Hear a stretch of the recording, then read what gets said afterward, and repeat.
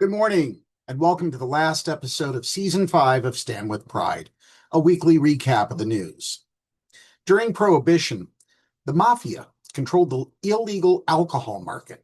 Shakedowns were common when rival gangs or independent sellers tried to operate without paying protection or racketeering fees.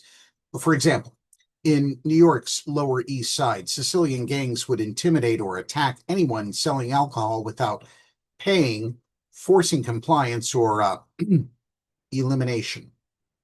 Mafia families like the Genovese and the Luciano families used shakedowns to control legitimate businesses.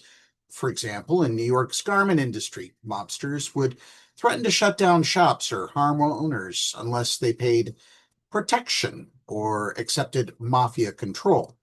In short, historical mafia shakedowns range from Prohibition-era liquor enforcement to business intimidation and other types, often backed by violence and fear.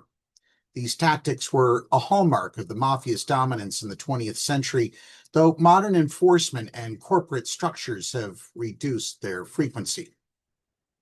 That is, until January 6, 2021, when a political shakedown of a different kind kicked off in Washington, D.C., when a group of about 1,600 protesters gathered at the Capitol to show their disdain for the results of the November 2020 election.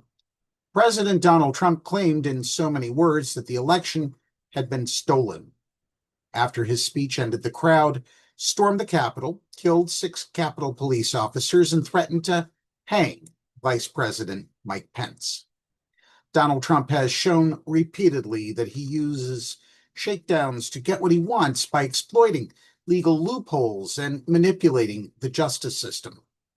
In today's first clip, Chris Hayes says Trump's IRS lawsuit settlement could be the greatest heist in American history, a direct transfer of billions of your taxpayer dollars to Donald Trump, all dressed up as a settlement of a lawsuit in which he is both the plaintiff and the defendant, says Hayes. Sounds like a shakedown to me. Here now is Chris Hayes.